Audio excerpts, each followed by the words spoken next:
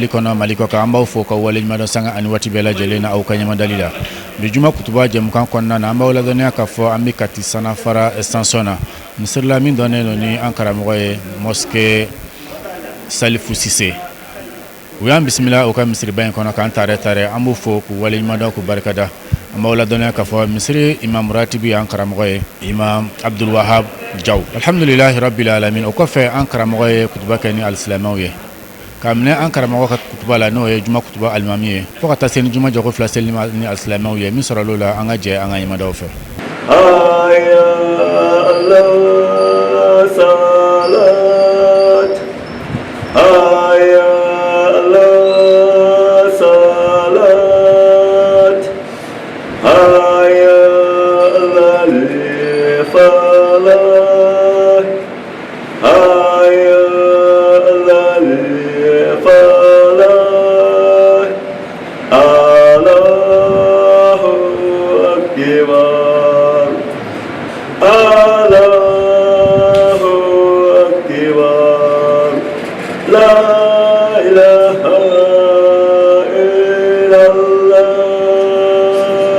ambayina Allah ta'ala fa alaka antinyu mana ya rabbi Allah ta'ala ka antinyu mana ala ye jomunun tinyu mana ala ka anfaro luka ala ko kayan ka ala bunyakama ala ko kayan Muhammadu bunyakama ya rabbal alamin mbadon abo chuko kelena ikado ambe sheria ka fa an kuntigi Muhammad Allah ta'ala ka jongem mandido Muhammad Allah ta'ala ka tidedo Muhammadu mbala na ya mantun su kata fen jumena ay manto kilingin na belajinen su kata baran man kelila de donc ma mbayina Allah ta'ala fe ya rabbi baran man keli alaka nogo ya anye alaka keli nogo ya anye Muhammad sabaka daka ay kanu ay fen jumen kanu naka mantonye o de kisi o de tangaye o de here o de lafiyaye ayo inde nyini manto kilingin na belajine Muhammadu kilala kam manton ayu fatandi de kabo barajugo kelima ayi kono enje uye ku kana barajugo kede sabuka daga barajugo min fleni kika dala ka fa ku na fatala de pati na fo foy dengilen suma na bora toro damako badon ambayina Allah ta'ala fa kaka kisi anaka nema akoke kataka jongem mandinga noy Muhammadu ye anaka so dungo anaka sahabau ani mama tuguruni ni nyumanya ifo kata sikia ma jondo ma ambayina Allah ta'ala fa la kan faro jama kulinka bado kanga do ka foko anga sira Allah ta'ala nye anga anteliya kata bara nyuman keli made ko sabaka daga bara nyuman keli mfleni ko de ya anga kisiye ko kisiye rati hadama den na chuko ya sila na bora bara nyuman keli lade okuma bado ni mami mbi feka kisi ni mami mbi feka fara kisi jonka okuma eki jiraja eki ga bara bela jinenke ika ke bara nyuman iseko damanyirala no kera wati mine kadala ka foko ibina kisi de ambayina Allah ta'ala fa alaka kisi alaka nogo ya nye ya rabbi Allah ta'ala ka nogo ya nye kikadala ka foko bara nyuma min flene kikadala ka foko duronde ba annafa foy dengilinta hadama den nafa na bora bara nyuma kedi ko aw ka ngado ka fo bara nyuma min fana flene ko ni ndebna ke ikadala ka fo anga jidiliye kata lahara fana nan sira bara nyuma min kera de ko dimna ke anka jidiliye o fana mina ke ambolo siraye tasira min bala na ba anga sama gado aldine konnana ambayina Allah ta'ala fa alaka nogo ya nye ko sabaka daga kitabu tigi ka mahaisa ko sabaka daka ko bara nyuma min keli min filen nyede ka anda kunye femminye ko de yo ye o kuma ka nganteli ya chuko bela jenna kata bara nyuma keli la ko ka ko donye do min baso na so ko saya melekel bina joyi ka dala ka fo ka assalamu alaikum ko ya karsa den kasa ki ka dala ka fo ko nen nana ibina nana joyi ka dala bide ni kuma ne don yene tokome yene mangutume aw bikoni abora ikadala fo menina abora mangutu menina abora mangutu fiana sisa ngona kera nyeni nyeye sisa ko ni yenye de awai labe mbade kanga bara nyuma chaman ke ko ka ko odonye ko sabaka dago ko don ko sabato bina kando ka fo ko yani ma yani tigi yani dababa ikato ne ka sigi kata jinye kono wa ni yato ne sigi kata jinye kono na kera wati ni kunguru niye ko minata bara ke bara min bala na yo soro bara nyuma nye kikadala ka fo mele ko ba famo robbe la jene ko ni kuma imbla hay hata ko ni kon tara ke danka ba nin tara ke danka ba sanjuli balo ye samgam balo ye sambinani balo sambi woro balo re speech egin soro ikadala ka fo na nyugo na yolu soro okuma ekme mun na ni mbela jene na o kuma ki laben ikadala ka fo yella nyini min ke ku kala nyini ka fo atimina de o de kam kitabu ko ya silamew kan asira Allah taala nye ka ba an yamarani feminye ko de bara nyuma keliye ko sabga daka ko ikadala ka fo islamiya dine ya farafasiye an bela jineye ki kadala ka fo ko islamiya dine min finene ko ni hina dine de do wallahi islamiya dine hina dine ko nyuma ya dine de do ko islamiya dine make jugu ya dine ye amake hashid ya dine ye amake koni konsombeli ya dine ye islamiya kera dine min bala na asoro ki kadala ka fo nyuma ya dine de do de badew o kuma kanga hakil toala ko hadama deni ki tise ka nya chugo ya sila ikadala ka fo ika ala insurance ka dafa chugo ya sila ko fo ka ta soro nyuma ya bi ka bara konnana de o kuma kanga nyuma yake nyuma ya min flene ki kadala ka fo mun yini ne do amfe o de nyuma yan keli amba yin Allah taala ka ala kan fara nyuma jonka ya rabbi Allah taala kan fara nyuma jonka ko ida kadala kitabti kama ko de kama ko nyuma ya min flene ka Allah taala ya ko fo yoro chama na qur'ane bayin konnana kale ko fo yoro chama kala de ko kuma dula be nyuma nyafo ko ka tugu nyuma ni liman nyai kuma dula be nyuma nyafo ka tugu nyuma nyake ni kala siranye kuma dula be nyuma nyafo ka tugu nyuma nyake kadala ka fo ni islamiya fanaide ko ni mbela jine ke kunye fenjume ni mbeya ye ka yira hadama denuna a nja nyuma ya min filene ka kabu ala yoro o yobunya dan ko nyuma ya min filene ko saradi bala ala boy ka di nyuma ya kelawma ki kadala ka fo ko yobunya dan o de kama Allah taala ba fanya qur'ane ban kon nana wa hasinu inna allaha yubil muhsinin hey silamew mu'minu ay ke nyuma ya kele ko nyuma ya min filene Allah taala ka be jonun fe Allah taala be nyuma ya kele fe de e mbadon am bela jine ka njira janga ke ala ni mami mi feka ala ni ya soro nyuma ya do de mawo mani bi feka ala ni yoro soro ika ke ala ni e ka ke ala teriye ika dala ka fo ni e ko ala shu aki lamine ni ko shu kile aki lamine ni mana ala kulum vele ke yoro kuluma genyi ka Allah taala fe yoro daga kuluma genyi ki fo ko de nyuma ya keli ak man badi wangan chesri anga ke nyuma ya kelawye wala sa ami far ala kanu jonwa ala kira muhammad sallallahu alaihi wasallam aya farafansiye aka kumanton kilingil na bela jineye kika dala ka fo silamia dine min fleni ka jolembe josen sabaka ka josen folo o de limaniyai a josen flana o ye silamiyai a josen sabana o de nyumayai ogmani ma min bi fe ka silamia josen ko ni nyini ka dondron i jiraje kanin sabayinta ni nin sabayinta e kanin sabayin fara i jogoka ni nin fara yin sabayin fara i jogoka e bi wele silamai mana ke jinye yoro la amba ina Allah taala fala ka no yanye ya rabbi Allah taala ka no yanye ki kadala ka fa Allah taala yin nyuma kofo bonda chamana fokata se kadala ka fo ida kadala Allah ya batuli bondaw ka Allah taala yin nyuma fa kono nana kom hadama de ka Allah taala bato Allah bato min kedi ka wajibiye ika ke Allah jati ya jati ka me ka Allah taala bato ka man ke bato noniya ye e ki jiraja ko ke ko mina salat ka damina selila seli ni dona seli ko nana ke kanya wala za seli ki nafa seli inke kanya ake chugunya fe mun fora seli kon nana ina fa ngal mami bora ka kuma nye fosiza ikadala ka fo munye seli joseunye o yini ko don a farda a sunna a mustahabu ikadala ka fo ana kinye fen ana konfen seli ba ka nga yini chugo belajina ki jiraja ka doni kelingel na belajina kon nana bali anga wajibi do de ko walma ko sun kiti nyini ka don ko walma hiji ka hidi nyini ko don ko na nyugo naw ko ikadala ka fo nyuma yabe ni belajina maro temenen ko nyuma ya fana bey hada ma dewni nyonte ambe bara mun ngen ani nyonte ambe jago mun ke ani nyonte ikadala ka fo ambe korfo munun teme ani nyonte nyuma ya nyini ne do ni bela jine na mbadi hada ma deni i jiraja choko bela jine na nini mamunun jera ika nyuma ya de ka suma ika toro iki womina ka buma de wode kama Allah taala ba fanya aka kuram kurane bayin konna noy wal asri innal insan fukata de sura in laban roma amma go be yoromi na sura ina Allah taala ko ka hada maden kilingili na belajine be bone kono nana abe a chewo a musowo a famawo a fandawo a bullangolowo a desebato a kenebato a banabato ka belajine be bone kono nana ko fona kera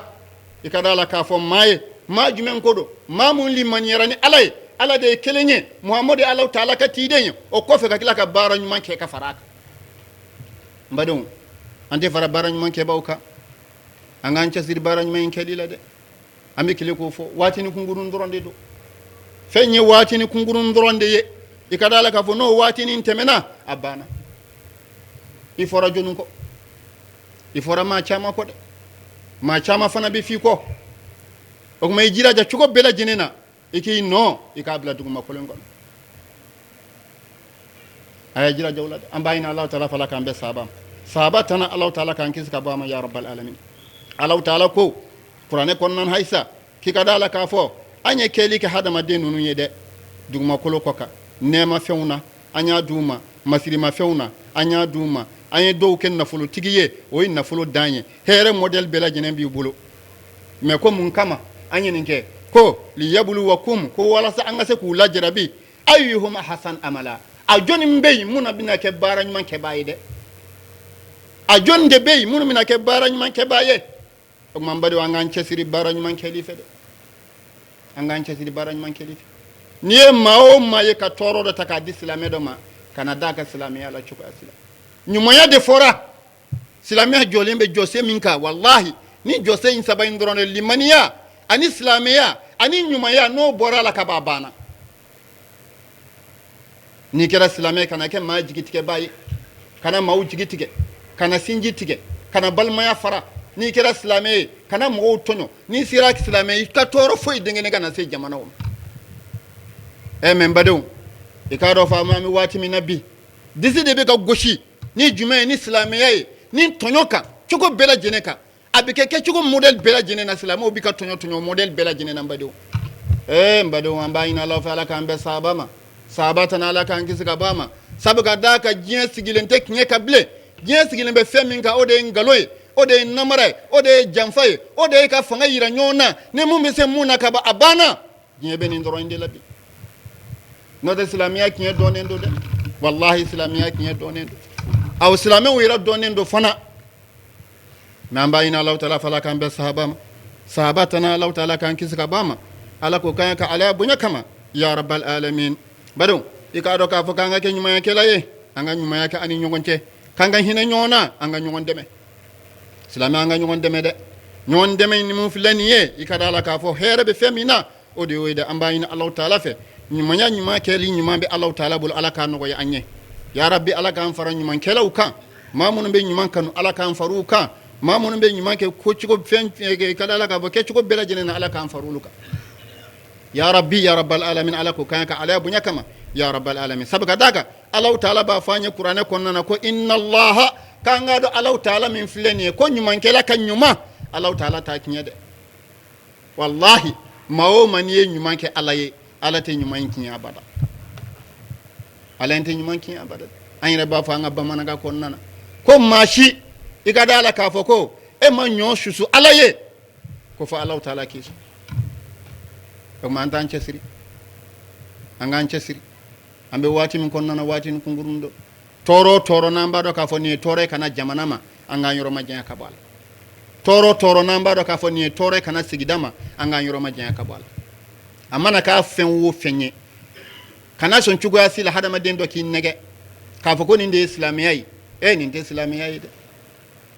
hada maden do kin nege ni de sunnai ni de alakira sallallahu alaihi wasallam ni de aka sunnai ngalondo kira muhammad sallallahu alaihi wasallam aya kan yana manya beke foka ta sai aka somma yele manima aya me yoro jume kay de gunsi dom aya me yoro jume kay toro se doma mbado anta laje anga nyini anga dine famu dine nyumanya de hinade do makarde do amba ina allah taala fala kan be sahabatana ala kan kisika bama ala ko kan ka ala bunya kama ya rabbal alamin amba ina allah taala fanga jamana ala ka kisi ala ka jamana de on kisi ala ka ben sabati jamana en kono toro be jamana nununa ala ka toro nunu wuli dego munun ba kon nana ala ka wuli Allahu akbar الله أكبر بسم الله الرحمن الرحيم الحمد لله رب العالمين الرحمن الرحيم مالك يوم الدين إياك نعبد وإياك نستعين اهدنا الصراط المستقيم صراط الذين أنعمت عليهم غير المغضوب عليهم ولا الضالين والشمس وضحاها والقمر إذا تلاها والنهر إذا جلاها والليل إذا يغشاها والسماء وما بناها والأرض وما دهاها نفس وما سواها فألهمها فجورها وتقواها الله أكبر الله أكبر سمع الله لمن حمده اللهم ربنا ولك الحمد الله أكبر الله أكبر الله أكبر الله أكبر الله أكبر الله أكبر الله أكبر الله أكبر بسم الله الرحمن الرحيم الحمد لله رب العالمين الرحمن الرحيم مالك يوم الدين إياك نعبد وإياك نستعين اهدنا الصراط المستقيم صراط الذين أنعمت عليهم غير المغضوب عليهم ولا الضالين القارئة ما القارئة وما أدريك ما القارئة يوم يكون الناس كالفراش المبثوث وتكون الجبال كالعهن المنفوش فأما من ثقلت موازينه فهو في عيشة راضية وأما من خفت موازينه فأمه هاوية وما أدريك ما هي نار هامية الله أكبر الله أكبر سمع الله لمن حمده اللهم ربنا ولك الحمد الله أكبر الله أكبر الله أكبر الله أكبر الله أكبر الله أكبر الله أكبر الله أكبر السلام عليكم alhamdulillahi rabbil alamin ambaden te beshir fula la jaba malikona malikoka amba fo kokura ka wale nyumando be juma kutuba jamukan konna na ambikati sanafara extension misirla mi doni salfu siseka misri almanga kutuba kofe ani juma joko fula sellen kofe amda kunya fula nyingal tengu anga imamuna ani anga misri commission maula amma adam na anga imam ratibula imam salamu alaikum وعليكم السلام ورحمة الله تعالى وبركاته. إمام يتغني جمو أني إبو رجمي أني سكلمي رجمي. شارنو عبد الوهاب جو كابو كايري زونا يورو من نبي جنبوكو كونياكاري غدوغو تينتيلادي أني كايكي 70 كيلومتر أم بيبويندي مولا يمبانيناي. إمام يدي مصري المراتبي أمي فكا دون إيكا كالانتي من أسراج موفي ani ika almamiya anana saraj mawfe alhamdulillah rabbil alamin ala tanin ko fe nga kalan daminana ngolo dugula no fastintile nga karamo to ko Ceerno Ousmane Camara nga duguma kalan daminay foka qur'ana jigi ale bolo o ko fe ale yere den transféré kata Mauritanie nya sansegi ke yoro min be no Williams karamo ko to ko Ceerno Al Husseini so ñenga kalan qur'an kalan bele jelen ke ale bolo fokata qur'ana dursi o ko fe qur'ana dursi ni ko fe ntara dugu do be fama ko mbut abe ke hedi kerfe ñe kuna wala hake o ko fe fanan signa Ceerno Hussein bolo kanga qur'an to da fay fo aka ijazu dine man no riwaya flamumbe kala an kerfe jamanu no warshini khaluna alhamdulillah aka ijaza fana asana duka kene ayamina Ceerno Ali fana yaka ijaza mina Ceerno Samba Kanil e fogata ala kira ali salatu wassalam aka ijaza ka kene ko sobe ni ko Ceerno Husaini Mali Senegal Mauritanie Gambie bebado ala ka hina Allah si ana salam fure bele jelema mba foka barkada alhamdulillah. Ceerno Abdul Wahab Jaw ika imamiya ami fe ka dakhurina fla fanya kan tiendo walma na saraj mo awa alhamdulillah rabbil alamin bo ne ko ni nana fugaila ka almamiya alhamdulillah bo ya misirere de ne nyini ane demande almamiya la adda ka bela jele be ne do sigida misiri do la ya aka chani sanani sanduru ne be ko tarawih ke no ambe mi wele jojan sali e sigida mo ko bela jele tlanche bela jele ne do yende bo o domba ka sira o de ne lase ni misiri ani misiri kono mo ko ka lanyini ani ka benkanka ko alhamdulillah ne ka yan soro sababu kera wode awo imam o jarani inshallah am ta nga imam fan fe inshallah imam assalamu alaikum wa alaikum salam wa rahmatullahi wa barakatuh imam yi to ni jam ne to Amadou Sidibe imam Sidibe anyama la bi nana kutuba ke misri min don ko salfu sisaka misri mi faga don o ko nana chogo jumena ani ini misri kono maw chebi chogo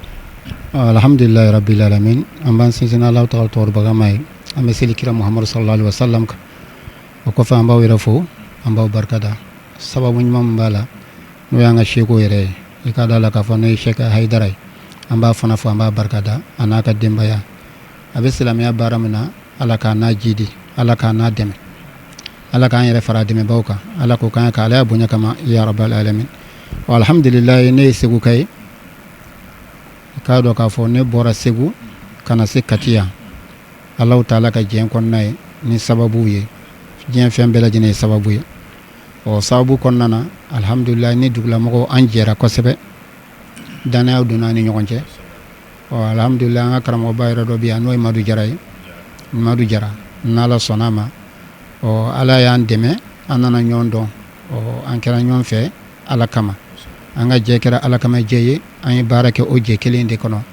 o je kon nana ala nana misrin ke wulka misri be yoromina akera jumay ala kero ka ikadala ka fo ala miami juma almami ne kera ale kan naybuye o hukumu kon nana annana to de cugoya kon nana o taga sigi kon nana fo yan nana ke jumay yan fana kele juma alhamdulillah wul fana wudama kashi madu jarala ni almamiya koye dom alhamdulillah fana ya dana taka danka kasoro kan ni misila mo nyeyira nyokona o depuis kon sirayam fo bi fo itenu ni herete ni bente ni bunyate ni karamate fo dengelente nunu nyonte ni islamiyate alhamdulillah wisse ko bela jinenke an fla fen fe flene ne kadala ka fo almamiye ne juma almamiye mais alhamdulillah an sega fo kan le buyula vraiment ambala fula ambala tanula ambala barka dawla inshallah nawa imam mako chap majme alhamdulillah kuma ko jan kuma be mbolo dron hay sa be deme de nyini islamé bela jinen fe o ina fo were nana misri kono ashire ra misri ra be chogomena événement min kera katia akila le 25 ama dogo mogola mali konnana ama dogo mogola farafina am sega fo ama dogo mogola jien yere fantan nani be o alhamdulillah o konnana alay digu do sa amfanama o ina fo nyebe misri la chogomena ay digu soroni chogoinde konnana commission mogo ambu fo amu barkada o ye chasiri minke o be baramina a bela jene ala kode me kadala ka fo bela jene ni sedo de o yo se ko bela jene ke o ma mbayin Allah taala fa ala kanu sara ala ka hera kanu ye ala kanu son ala kanu sutura o mbayin Allah taala fe tele sirfula laje babbe banyman ke fen fe bala am bela jene anga ke ala kam ni mo ni fe minke e kadala ka fo bode soronya de man kana lillahi fa kana lahu ala kan be sahabam inshallah anga président be no ye commission président ananga vice président ame kuma seme wala ni ala sonama bon ne to Ismaila Kamara alhamdulillah o nyini ngali jaranye ambaw fof ka wole man do fula mu yaw déplacer kana ni couverture ke a jaranye ko sebe misri kabini autorité ya ayira ka foko yoro dira amma parce que mairie de be yoro di o gouvernement de be yoro di depuis ya a latike ka foko aywa anye yoro dawma abse ka ke misri bon depuis wakati sisan a doni de bo jassa mo kan yere la na yere ma chano e a papier be ba mbolo ya donc depuis wakati anga la yini population fana ka la yini ko bon anga ayese ka nyeshi anga roma comme yoro dirama donc abina amse ka minke pour que mo sa amse ka sile akono ni ala yande ma ka se ka jo donc am fana kan chesiri pour que o se ka ke bon o sababu la anya fara fara njon kan an yere kumbe sili kenemala yere dila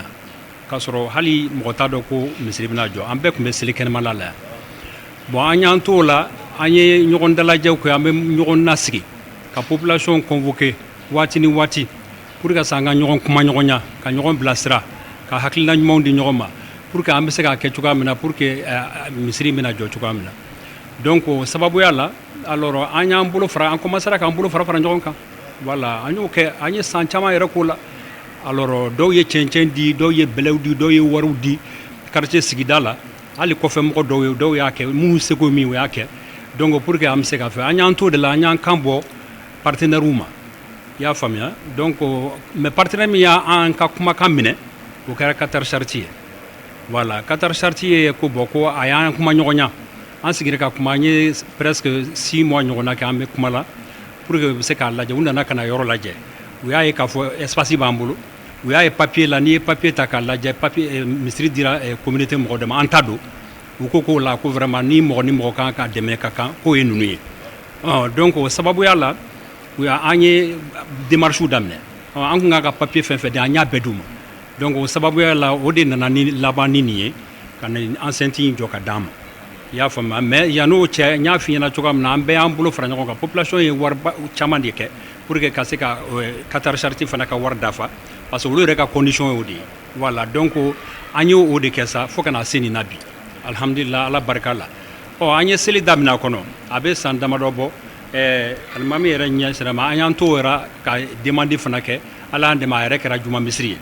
hali seliba tɛmɛlen bɛɛ de nana seli yan voilà selikɛnɛ kɛra yan bon kasara min kɛra n da tɛ don la parce que mɔgɔw sera da sera k'a kuma ma ala k'an kisi a ɲɔgɔn wɛrɛ ma bon donc o sababuya de la sisan an nana bon an bɛ selila kɔnɔ tuma bɛɛ bon mais gɛlɛyaw nana an y'an to la gɛlɛyaw nana bon aw yɛrɛ aw ka équipe de reportage nana aw ɲɛ bɛ yɔrɔ la voilà donc vraiment kabini kasaraba in kɛra an ka plafond ni fɛn ninnu tôle ni fɛn na caman ye fondre la mɔgɔ si tɛ se ka ni san nana mɔgɔ tɛ se ka seli ji bɛ taa ka yɔrɔ bɛɛ minɛ bon mɔgɔ tɛ se ka seli bon donc o sababu de la an y'an hakili fara ɲɔgɔn kan an ko bon ko an ka partenaire dɔ wele donc an ŋaniya yir'u la o de y'an ɲɛsin aw yɛrɛ ma walasa k'a lajɛ n'aw bɛ se ka passer ka na bon an yɛrɛ ka besoin ye min ye aw k'o dɔn ka bɔ yen na ka n'a bila alimami ka siyɔrɔ la ka tila ka n'a bila a tɔgɔ filɛ ka bɔ musow ka ɲɛgɛn o fana nin bɛɛ de b'a kɔnɔ nin besoin bɛɛ de b'an na i y'a faamuya nin besoin bɛɛ de b'an na ni ala y'an dɛmɛ fɛn wɛrɛ ka kɛ ka fara o kan mais an bɛ yɔrɔ min na bi na misiri gɛlɛya bɛ yɔrɔ min na o y'an ka so in yɛrɛ ye aw yɛrɛ ɲɛ b'a la cogoya min na vraiment ale a toiture tiɲɛna bon ji bɛ don a fɛ bon donc vraiment o ye gɛlɛyaba de y'an kan an tun bɛ dɛmɛ ɲini sababu bɛ se k'an dɛmɛ ka se k'o lawuli o sababu n'a ala tun sera k'o nɔgɔya ye o bɛ diya n ye kosɛbɛ bon o de y'a to n ko n bɛ nin fɔ ka fara a kan parce que vraiment nin gɛlɛyaw de b'an da la misiri fana nana cogoya min na o sababu de filɛ nin ye voilà. kamara nin bɛ wasa kɛ alhamdulillah ni ala sɔnna ma telesiri fila a bɛ lajɛ mali kɔnɔ a bɛ lajɛ diɲɛ bɛɛ lajɛlen kɔnɔ maaw bɛ yen alisilamɛw bɛ yen minnu ka nafolo ti don foyi la fɔ ala ko n b'a dɔn aw bɛna maaw sɔrɔ minnu b'aw kulomagɛ nin baara ninnu na an y'a jigiya cogo min ala ka kɛ ten o la an bɛ kumakuncɛ dugawu di imam ma imam abdulwahab jaw a ka dugawu kɛ an bɛ taa kuncɛ inshallah. ربنا آتنا في الدنيا حسنة وفي الآخرة حسنة وقنا عذاب النار ونعوذ بك من فتنة المحيا والممات ومن فتنة القبر ومن فتنة المسيح الدجال ومن عذاب النار وسوء المصير سبحان ربك رب العزة عما يصفون وسلام على المرسلين الحمد لله alhamdulillahi rabbil alamin an baden tebe shirif la jaba malikona malikoka ni tuyanye kati sanafara instanson na misirla min donen ni an karamogo salifu sise ka misriye amma mislamaw fo ka commission ma bela jelen fo u ya bonya ka bismillah ka misri bayin kono an bade allah subhanahu wa ta'ala fa la yini mun gara ala ka sabati aslama wa nyame misri na misri mago be demena an bade allah subhanahu wa ta'ala fa ala ka gele nun bela jelen wuli an faso maliba cebe ni kambe ala ka o sabati akono anti sege anti nyina ami fuli kerengere an fana karamogo e sababu nyuma asayidi sherif usman madan haidara shini kanabi ala bolo ala ko di anama wa akhiru da'wana alhamdulillahi rabbil alamin shukran lakum fi amani